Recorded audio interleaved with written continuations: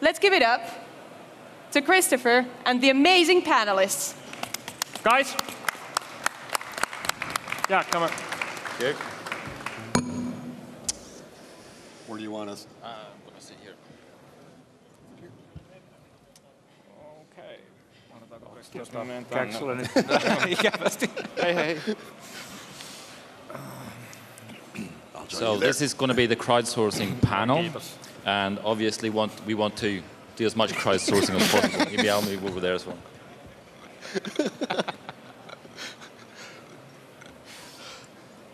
Obviously, these guys don't like me.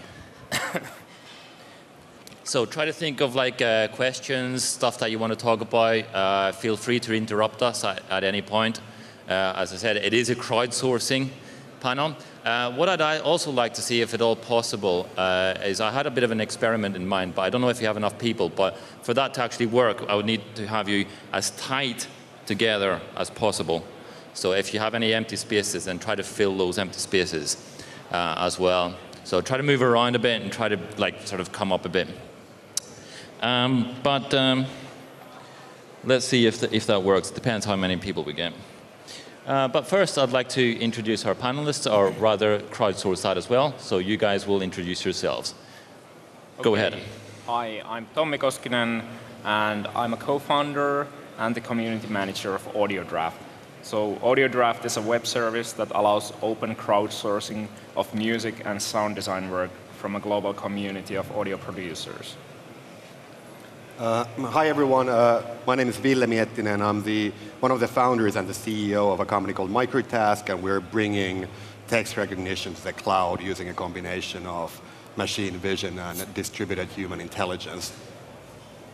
Hi, my name is Jani Penttinen. I'm the founder and CEO of Transfluent, and we use crowdsourcing as a technology to provide really fast, professional quality translations for businesses.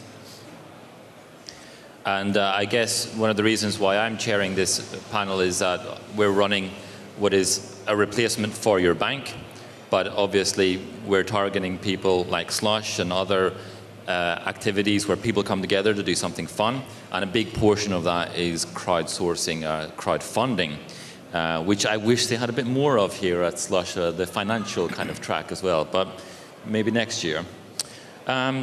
So I'm going to ask like a big question to start off. Okay, we're talking about crowdsourcing, but obviously for that to work, we're going to need a crowd, right? So we need to have people to source that, whatever you are sourcing. So how do you build that crowd for yourselves? How do you build that community in order for crowdsourcing to even work in the first place? Okay, so we started AudioDraft with a project name called FewTunes in 2009. And we started actually with a different project. It was an online tracker that the musicians can use to create music online together and collaborate with each other. So we had a private beta running for that FewTunes for almost 9 months. And during that time, we recruited musicians from our friend circles and from various online forums to join the community. And then we had this creative community that did some cool musical stuff together, and that was the start. And already when we had our first contest, we had hundreds of designers online on AudioDraft. So we built the community starting with the tool they can use to create music. But I mean, did you have a sufficient community to start off with to actually have that crowdsourcing work, or did you have to do a lot of work to build up that community afterwards? Yeah, we actually had a big moment of suspense when we launched our first contest. Like, okay, is this community enough to provide the material to this crowdsourcing contest? And luckily for us, it definitely was, and all the first contests went very successfully. Even though having only a few hundred designers, compared to the day now, it's over 15,000. Okay, Ville, did you have similar problems? What was your path? Not really, because we don't maintain a crowd or a workforce of our own, but we tap into other distributed workforces. And we right now have under contract so that we're able to tap into a pool of about 2.5 million people. So that should be enough for us for the time being. So how does that contract system work? I mean, I was actually quite intrigued that you have that kind of layout. So who do you actually have the contracts with? How do you get that 2.5 million? Okay. So we made very early on the decision not to hire people directly because we knew that we were going to need people from all over the world, and a lot of this. A lot of these things here, when you're paying people over the internet, when they're working for you for some minutes or some hours, there's a lot of very gray areas from a legal standpoint, from a taxation point of view. We didn't want to learn. We didn't want to find out how labor laws in Pakistan work out, and especially when we went to talk even with the Finnish IRS, the verottaja over here. We asked them about, like, what do you feel like us buying 2 minutes of work from some guy in Lappeenranta, and we actually pay them with virtual cows in Farmville? So what kind of paperwork do we need to submit? What is the taxman's take? What do they want? Do they want like 28% of a virtual cow? And for this reason, we decided that we just let other people to worry about things like this, and they get their cut. So who are these other people? So you must have some kind of network. I was giving a presentation earlier today about sorry, I missed labor. that one. But So there is a number of companies, starting from Odesk and Elance, going into real, true distributed workforces like Mechanical Turk, Crowdflower, Clickworkers, so forth. All of these manage pools of hundreds of thousands to millions of workers. All right. Jani, you have a different kind of path. You already had a substantial community through Xiha. Was that useful for you at all, or have you kind of had to rebuild everything? Actually not. We decided not to go that route at all, because we realized that if we want to provide high quality translations, they have to be professional translators, not just people, you know. So what we ended up doing is, just like Microtask, we don't want to hire people around the world, but they have to be around the world, because when you're translating, you have to be native and local in that area. So we went after various networks that are already in existence, where freelance translators are already teamed up. And so you can actually, we found out that you can actually connect via an API to several different networks and post a task for freelance translators, and they will just take the job. So what our job was to basically collect a crowd of these crowds. And then we are just sourcing from that. We track which of these different networks is doing better job, for instance, for Spanish. So next time we will know that, okay, well, we need the Spanish now. Let's go for this network, and we post it there. And so we basically build just a crowd of handful of networks that we source from. And the only use we have for this Xiha, we have like 1 million users there.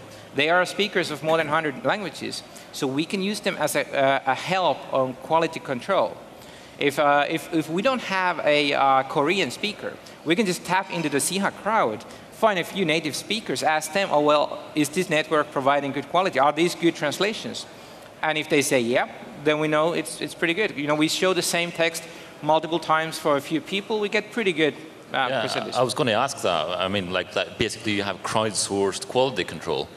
So that's how you manage it, which is actually quite interesting. So, Ville, you have a point. I would guess kind of like the common trend emerging here is that if you, instead of building your own, you can build your own community, but the alternative is tapping into existing communities. So if I wanted to come up with some kind of a business that revolves around crowdsourced photography, I wouldn't try to build a community from scratch, but I would somehow tap into Flickr or SmugMug or some other existing.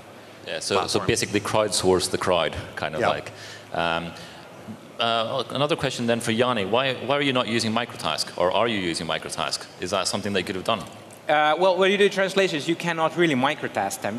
When there's a blog post, if you were to split that into small pieces, then there would be no consistency on the style, because you don't necessarily refer to the you don't use the same terms, so the translator wouldn't have any idea what happened before.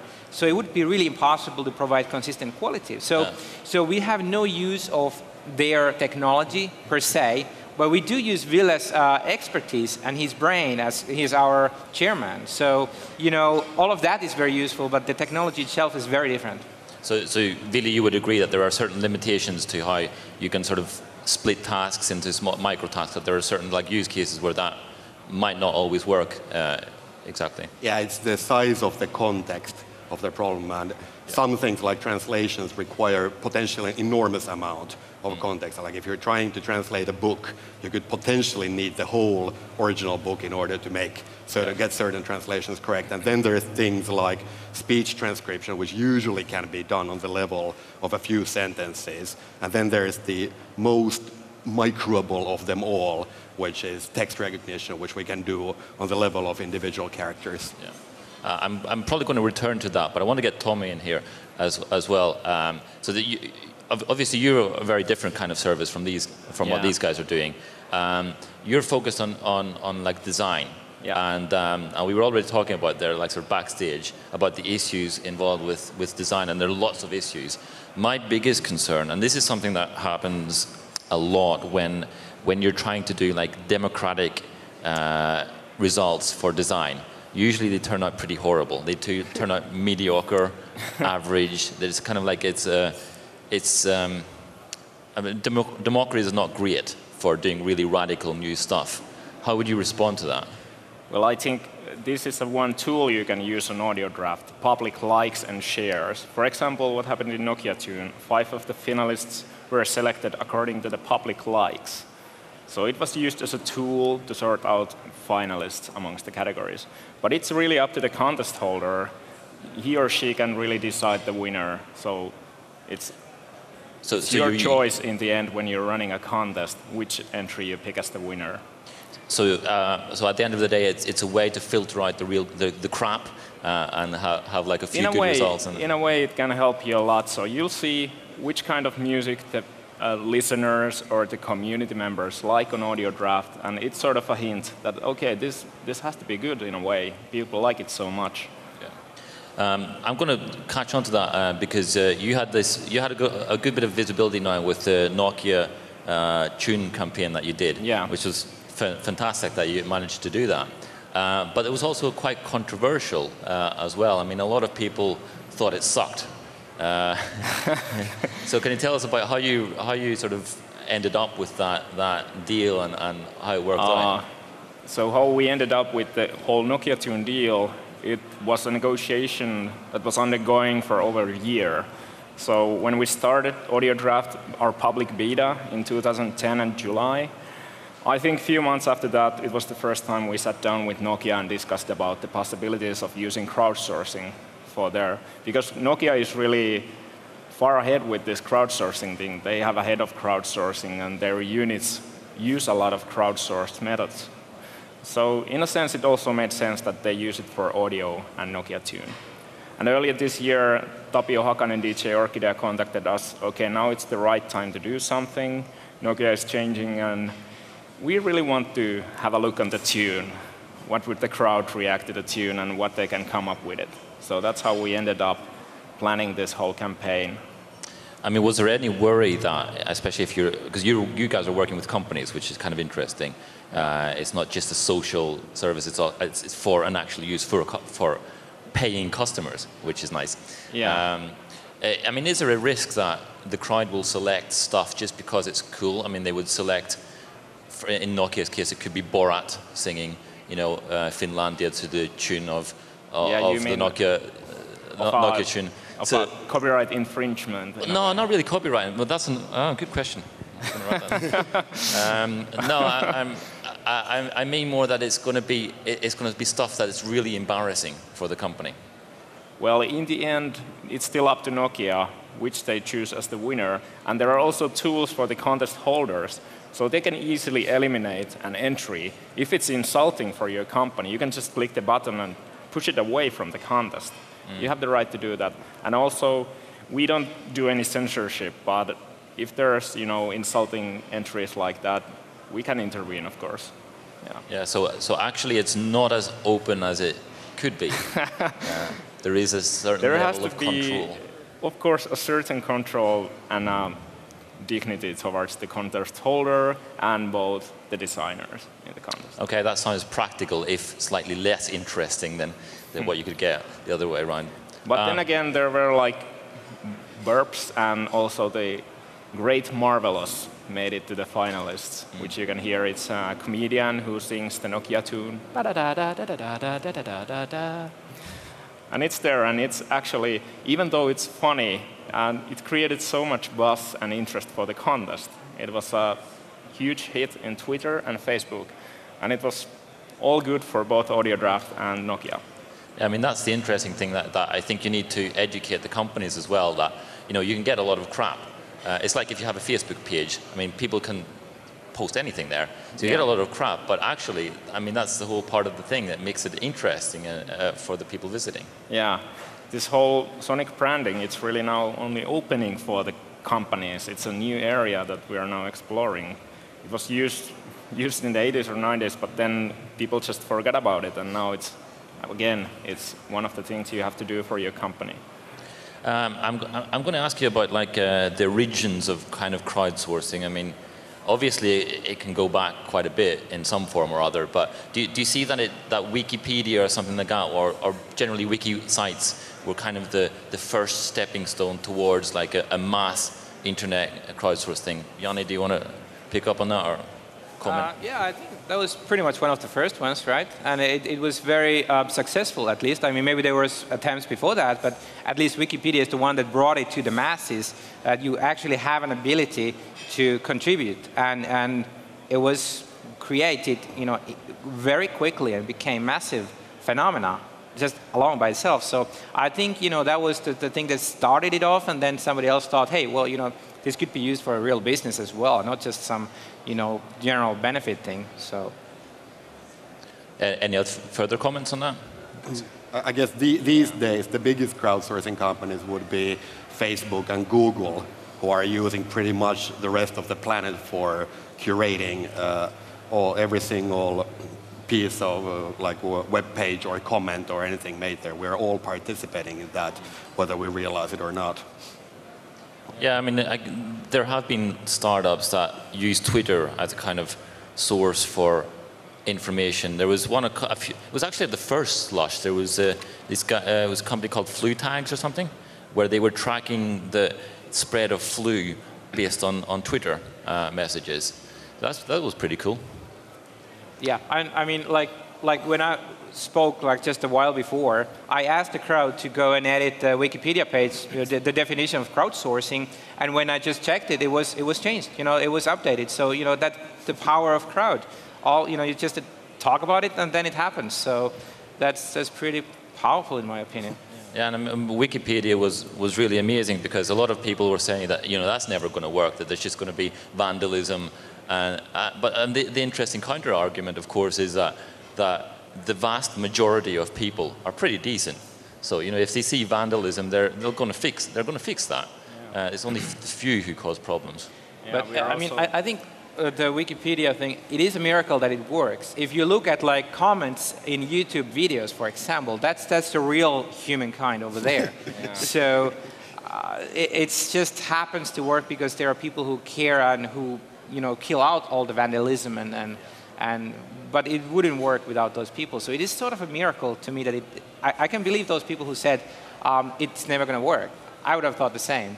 But yeah, I mean, maybe if there was ways where the whole crowd could delete comments, then the internet hate machine would stop working at some point.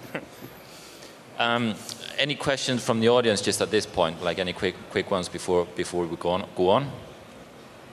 Nothing yet? Okay. Just be prepared to have something. I was going to ask now about the size of the crowd. How big a crowd do you need for crowdsourcing to work? Do you really need it sort of mass kind of internet crowd, or could you use a crowd like this for sourcing information? Well, for our designer community, to the contest be healthy, the few hundred designers we had in the beginning, it was enough actually, because they are specialists in the field they do. But now, since we have a larger community, it increases the amount of vast genres and possibilities you get as a client on AudioDraft now that we have producers from all over the world. I mean, the cultural diversity adds so much dimension to art in general. So now there's a real broad spectrum of music out there. And at this size, 15,000 designers, it's really, really good to support multiple contests online running simultaneously. So with that, I thought that I would try some kind of experiment. It's going to be a bit difficult because you're still a bit spread out. You really should try to tighten yourselves and sit beside each other for this to work really, really well. But the idea is that I'm going to ask you a question, and you're going to come up with an answer. But it's not going to be a democratic process. So the way it works is that for everybody sitting there, you will hear one answer from your right and one answer from behind you, and you will choose which answer you want to pass on. And you will pass it on forwards and leftwards. The exception are obviously the people at the edge. You get to decide what answers you want to feed into the crowd. So everybody sitting at the edge will be able to do that. And hopefully, you know, the answer will... So each one at the right-hand side will feed in to the crowd. The message will be passed on. You will tell it to the person on your left and the person in front of you. And then if you get two answers, you can decide which one to choose. If you only get one, you have to pass that one on. And you cannot change the answer. So you cannot modify the process. So I'm going to ask you a question. So you guys on the right, you be prepared now, because you're going to have to choose the answers just amongst yourself, and you're going to pass it on to the people to the left of you and in front of you. So the question is, in Slush, what is the startup with the biggest potential? And so you're going to think of that for just a moment. You guys along there, it can be any startup. And then, now that you've hopefully thought of some answer, tell the person on your left and the person in front of you. And it will pass along, and this guy over here will tell me the final answer. So, go ahead. Pass it on.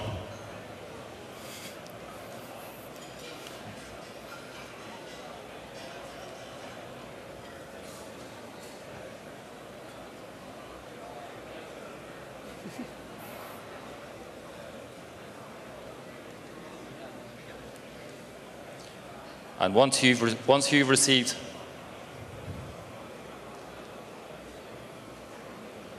so guy sitting here in front, once you've received two answers from him and one from him, just put your hand up. So once you've received two answers from the crowd, then you get to make the final decision of the two.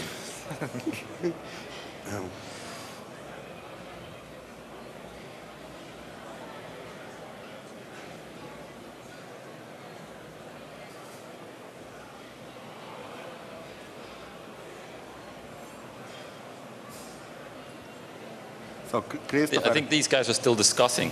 Come on, it's not that difficult. Just pass it on. so what do they call in English? The game we call in Finland the broken telephone. Yeah, I think it's called the same thing. Okay. You think so? Yeah, I think it's kind of like the same game, but you have like two inputs and one output. Yeah, Is that like exactly. Chinese whispers? The Chinese whispers, yeah. Yeah, that's right. That's right.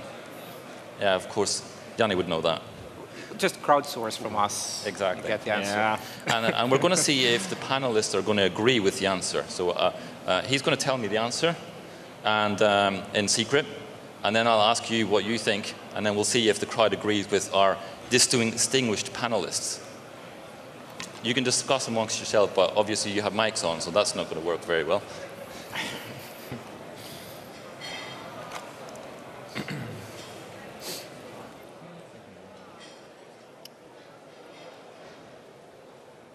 So, are you guys ready? Have you passed on the answers? Almost.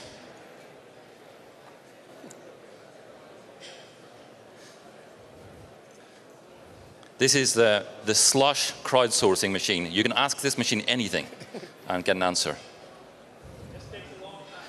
It's a bit of a slow machine. We'll optimize it for the next version. So you're ready. Don't tell me the answer. So just tell me in private. I'll come down there. Okay. So now I know the hottest startup in Slush.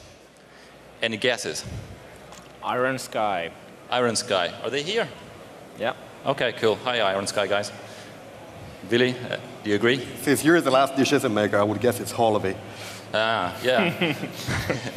I can overrule it. Jani? I guess I can only answer Transfluent because that I know it's my company, but that's just my hinge. So we got 3 answers now: Iron Sky, Holvi, and Transfluent. None of them were correct, so our panelists suck. The right answer was Blast. Ooh. So round of applause for them. Hottest startup in Slush. Thanks. As that machine was a bit slow, I'm not going to ask any further questions. I had planned to ask who's the hottest panelist, but we'll leave that for another day. Now I'm going to get some slightly more sort of maybe philosophical questions about crowdsourcing in general. I mean, the interesting thing that I think that has been happening for quite some time, for centuries, maybe millennium, is the kind of specialization of humans. So they come ever further. I mean, we're not going to get Da Vinci's as we used to have. So people are getting further and further specialized into smaller and smaller, more specific areas, which of course is good from a crowdsourcing point. First I'll ask, okay, so how do you utilize that so that we get a lot of knowledge spread out very, very thin? How are we going to utilize that? Any thoughts on that? Tommi, do you want to? Can you rephrase the question? How to utilize what? So how do you utilize the fact that there is ever smaller amount, like areas of expertise inside one person's head?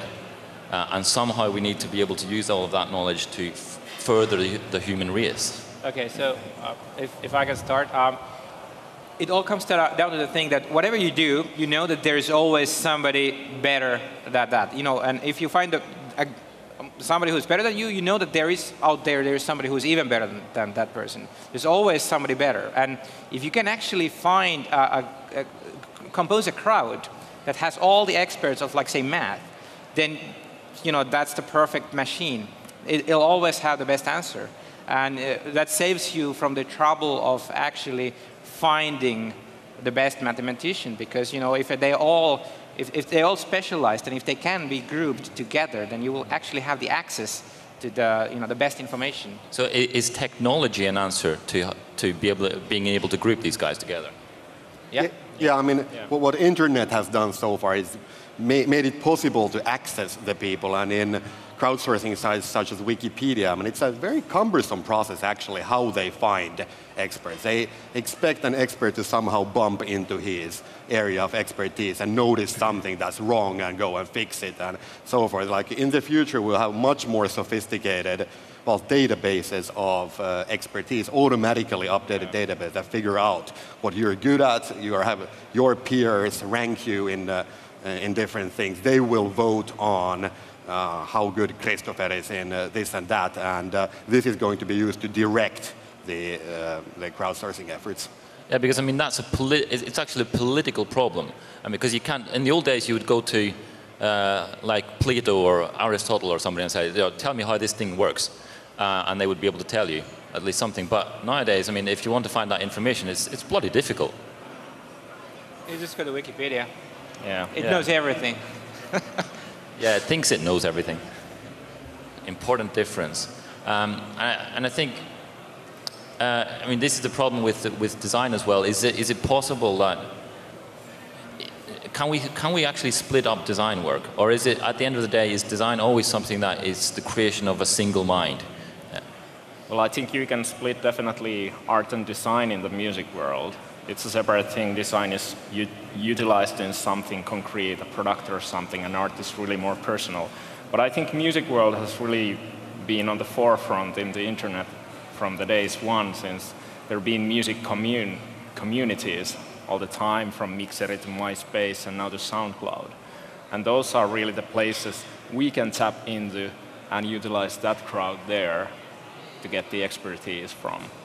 And we actually did collaboration with SoundCloud, and that provided us thousands of designers, very talented people who are interested in the sound design particularly. And they did smaller tasks of the whole, or was it like they were just different versions? Because most of the time you're doing different versions of a tune or something. Yeah. But what about splitting up the design whole into smaller parts? Well, there can be definitely, let's say in audio design, you have game audio, interface audio, and then you have, of course, any kind of installation audio, or, for example, audio for elevator, or a shopping mall, or a microwave oven, for even. So in this design scope, there are a lot of small niches, but I think overall, audio designers are very generally talented to manage all of those small little boxes underneath the design.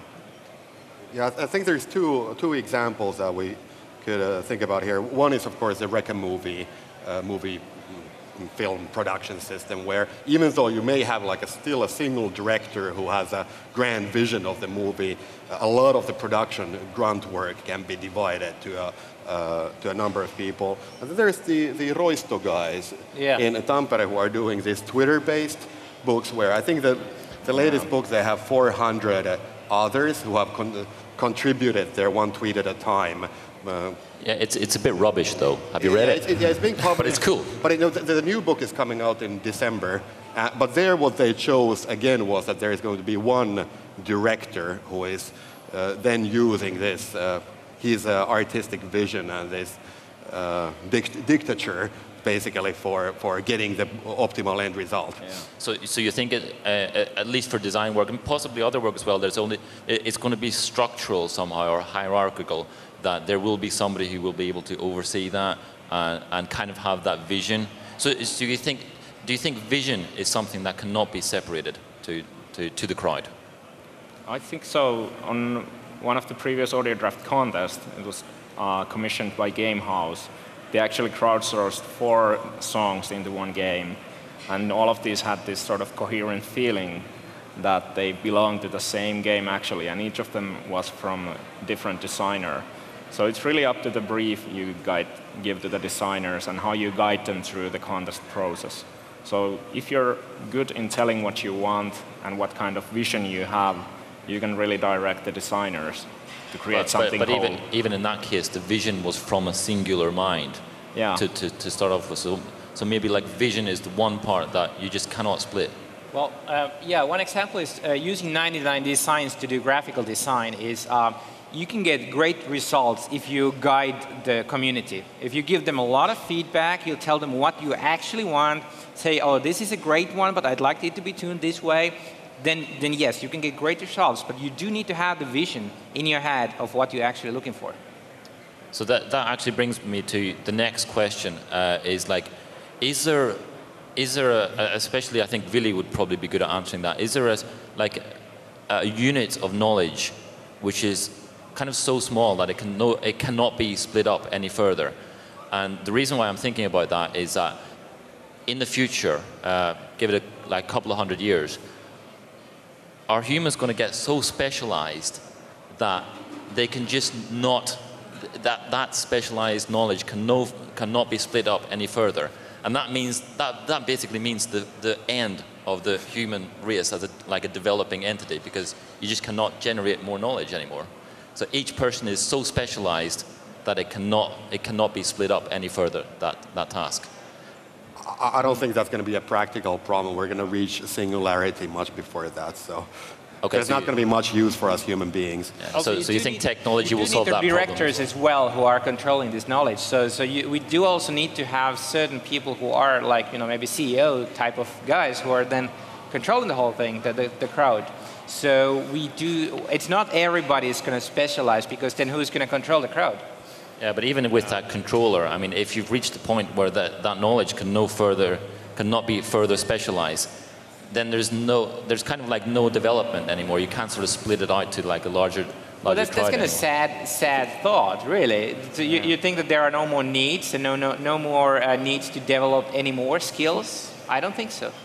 So you think we'll be able to split it up like into smaller and smaller areas of specialty forever? Not smaller, new areas. No. As an artist, I think I create music a lot, and I've specialized in maybe a certain type of electronic music genre. But then I just realized I don't want to specialize anymore into this. I want to broaden my vision and capabilities of doing also different things. So in the way, I've been going totally to the opposite direction of picking influence from here and there and broadening my skills. So actually we have a bit of different answers here. So Ville thinks that technology is going to catch up with us anyway and make humans redundant. Jani thinks there's always going to be space for that. And yeah, I'm not quite sure what your point was still, but, yeah, so I think we have a question in the audience. Yeah. Okay, yeah. Hey. Hello. I was wanting to come back to the about where you're talking about design and a little bit what Christopher said when he's talking about specialized areas like design. And I'm a true believer in crowdsource. I love Wikipedia. I love what Spark does, for example, for volunteering. But in the same way, I'm also against crowdsourcing in some areas. You must know about the anti-speculative campaigns that are going on, especially in the design areas. And me as a designer, I believe that you cannot crowdsource design. Okay?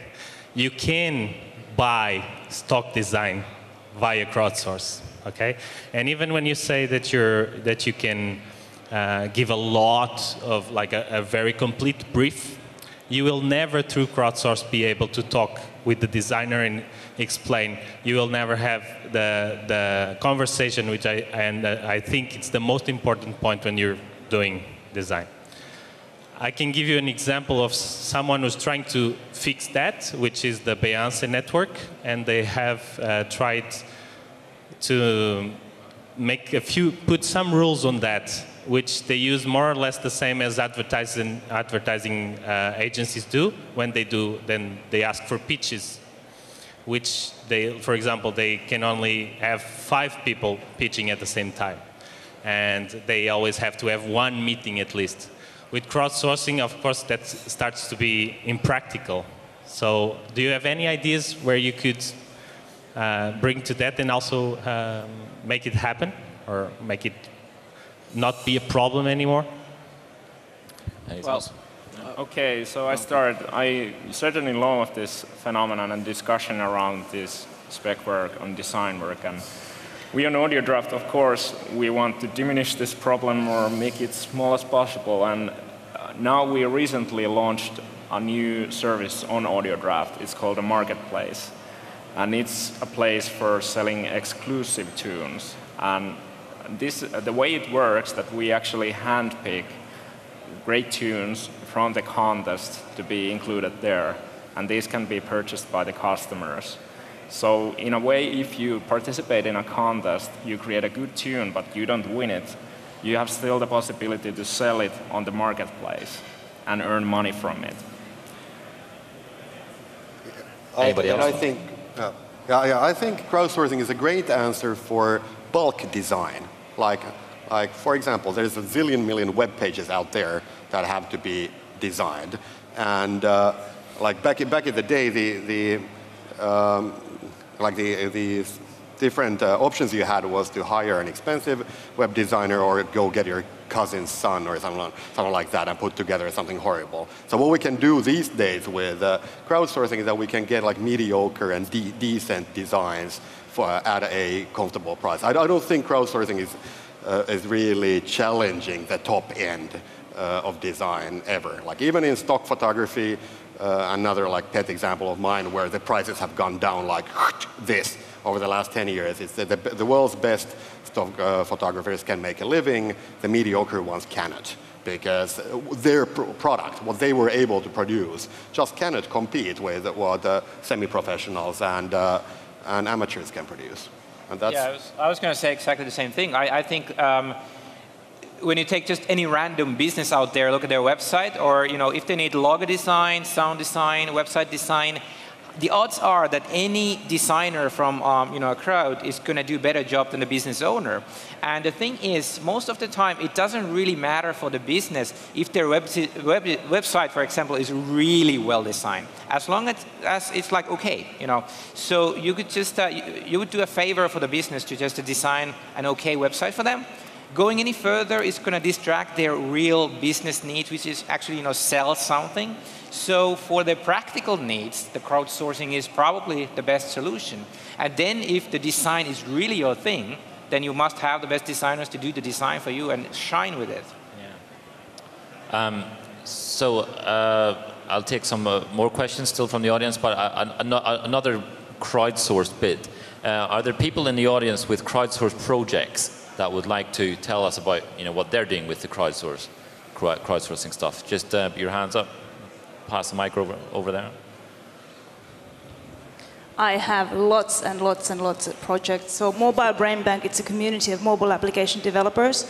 And what Mobile Brain Bank itself does is we run a website, www.mobilebrainbank.com, where businesses who are looking for mobile application developers can come in and post their app needs as projects. So if you have a business and you need applications, go to the website and post a project. If you're a developer and you're looking for something to do, please go to the website, mobilebrainbank.com, screen through the project and select the ones that, that you feel are applicable to you and submit bids. That's what we do. Thanks. Okay, I think there was somebody just behind you.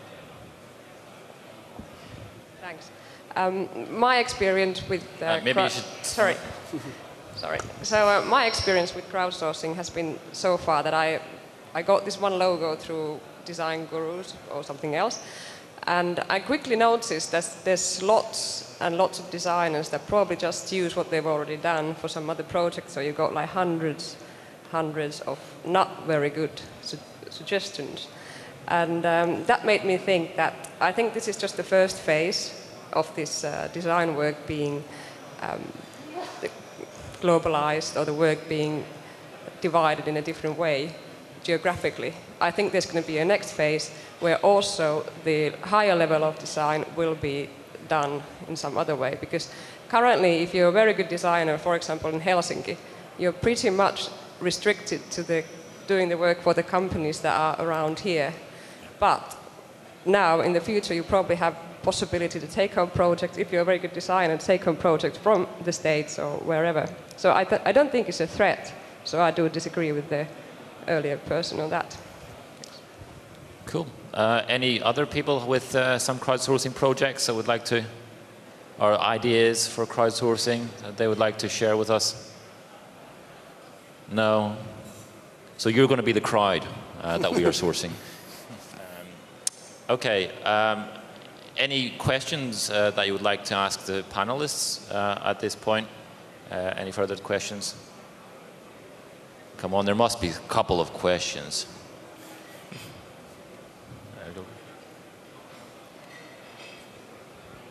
You talked about earlier about the role of technology when you manage the community or the crowd.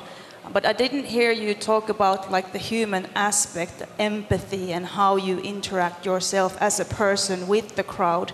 So do you have experiences on how your personality, on how your brand, your human face shows to your community? Well, I've been doing that quite a lot, contacting our designers directly, and I'm actually the interface between designers and audio draft. So I communicate very actively with all of them, and if they have any concerns, they can contact me, not just some contact hotline or contact email. I'm available for them 24/7. So we on audio draft have a human interface on top of the technology.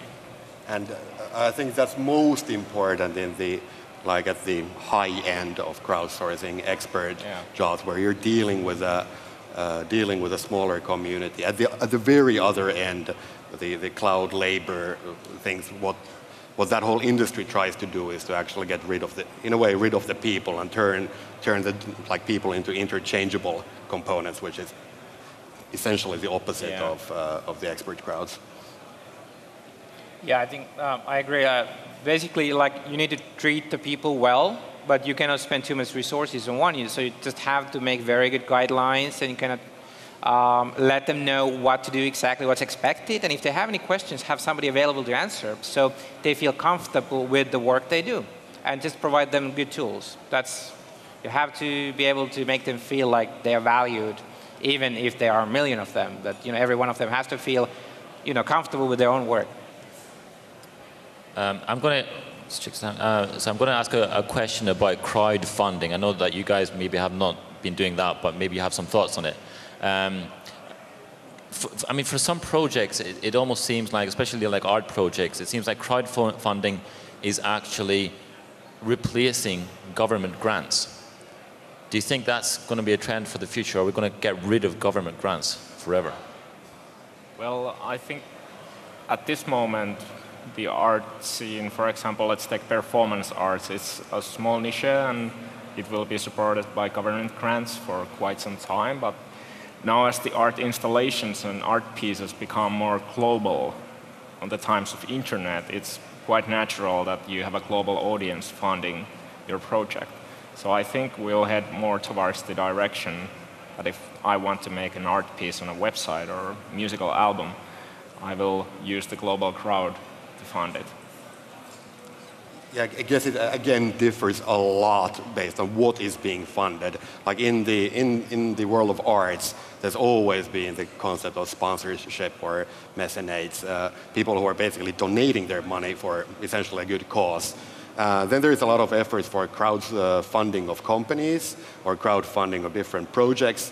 There, I think that if the project is extremely well defined and it has a finite life cycle and it's easy to tell what the actual revenues are going to be, then you can have some kind of a working model there. But the cases where you crowdfund a company, like I said, crowdfunding startups, there are startups who are building crowdfunding of startups, and those tend to run into extremely complicated issues. Yeah, I mean, the funny thing is that actually if you look at crowd-funded startups, I mean, that's how limited companies were born in the first place, to get money from the crowd and to set up your venture.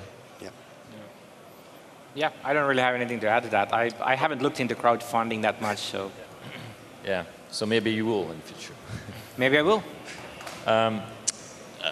I was going to ask, hold on, going through this. You mentioned copyright as well. Is that something that is an issue for you guys? Because you're pulling in from so many sources. I'm glad you asked that. That's a good question. Okay, so the licenses on AudioDraft are following. There are non-exclusive licenses that if you win a contest and your tune is picked by the contest holder, you'll still have all the rights to use the production wherever you want, in whichever production you want, and you might resell it. And then there's also the more expensive license, which is exclusive, and that grants all the use rights for the contest holders for X period of time. And those are the default two options we have available on AudioDraft. But still, the total ownership never is transferred to the contest holder. The use rights for globally for all media. But how do you resolve copyright violations? For example, if two identical works appear in a contest, you got to deal with that somehow. Yeah, we get reports from that. Our community is very active actually reporting those copyright infringements. It's just easy. If you spot one, you can press a button and send us a notice, and we'll receive it instantly. And then we'll investigate it. If there's some reason to suspect copyright, we'll take it down, and then the reporter can file a DMCA complaint. What about you guys? Do you have any sort of contracts in place for that work being done, that they give up their rights to that work? Not in our neck of woods. Not really. In our case, they do in translation, so it's not like the type of intellectual property. You translate a piece of text. Hasn't been an issue. A bigger issue for us would be if, say, a company wants to translate internal communication where they would need an NDA to be in place, which we currently do not provide. Because in that case, the piece of the original text that they translate will have to be kept secret. So, as well as the translation. That's in our place more like the issue. And that's something we will also add on audio draft. So you'll have possibility, if you're a contest holder, to provide the community with an NDA. They have to sign in before they can actually enter the contest. So sometimes these are really confidential for example, advertisement agencies who cannot reveal their customers and so on. And as for the copyright thing, we are going to implement a fingerprinting system that actually matches or tries to match all of the uploaded tracks to audio draft. For example, the Last.fm database. So if it's a known piece of music, we'll get a notification of it automatically. And in the kind of like the micro work realm, the way we deal with confidentiality mostly is just by slicing and dicing the workflow into so small pieces that none of the individual workers are able to piece it together. So it's automatically maintained. So this is now the chance for the crowd. This is your last chance to prove that the crowd can beat a single man. So I need one more question from the crowd. Over there in the back.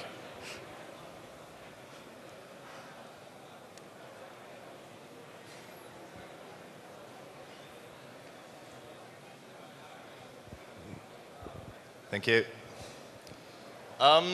As experts of crowdsourcing, can you hear me now? Yep. There we go. How would you handle the question of de-individuation? Just to clarify, that's the tendency of people to go crazy when they're part of an anonymous crowd. Do you just make them, have an identity, or what? So basically, you're asking, how do we stop people being sheep? Yep, that's it. Well, like in our case, the people really are not a part of the crowd when they are doing the work. They will be presented work. There's a workflow. You get jobs. You see a selection of jobs. You pick one that you feel interested, and you just do the work. So you are not being treated as one of the million. It's like you being fed with a flow of work. So, but we are obviously slightly different than some other types of crowds. I also believe that since this process is managed by software, it's possible to give an enormous amount of analytics back to the people themselves. So they are actually aware of how they work, how well they perform in different things. And like if you think about a normal life, I mean, at a company, every 6 months you sit down with your boss, and your boss is going to give you feedback. And then you think, okay, pat myself on the back, I've been doing good. I think we're going to be living in a world where you're going to be measured at all times, whether that's a utopian vision or a dystopian vision, I don't know. Yeah, and also on audio draft, we have integrated feedback system that the contest holder can write instant feedback when a new entry is entered to the contest. And also there's a rating as well. It's from 1 to 5 stars, so it's an indicator if you're on the right track with your work. And then the contest holder can, of course, give you advices how you can improve the track. For example, this is almost a finalist entry, but you just might have to change that snare drum, and then you can submit a new entry to the contest. I mean, I would still like to add one point about this immediate feedback. We are already all living in that world. If you're like a Facebook addict, like after you post something there, you're going to be going back after 10 minutes and find out how many likes there are. You're craving for that immediate feedback. So basically, the answer is in part that maybe the crowd can actually affect the behavior of the sheep, but also that it's the vision holder that can direct the sheep to not act sheep-like. So one final question from me. What about politics? Can we crowdsource politics? I mean, obviously we have a democracy which is kind of crowdsourced a bit, but can we go a bit further? What about an anarchic state? Is that a possibility now with the internet? Any thoughts on that, guys? I hope not. It's very interesting to see some US cities actually crowdsourcing advices for the politicians, like how they should develop the city or all these kinds of stuff. So if those prove to be successful, who knows? Later on, we might actually crowdsource the actual agreements. Yeah, I mean, the Icelanders crowdsourced the first draft of their new constitution. Obviously, that one didn't go it didn't get accepted directly, and it went then through the due process. But this way, they were able to find out what the 300,000 people want there. Yeah, I mean, I don't know. I don't think crowd should be in charge. The crowd needs a director to tell them what to do. That way around. Not like the crowd will make decisions. That's just not going to work. That's a very undemocratic thought. Yeah, I thought you lived in Switzerland for a while. Oh, I came back.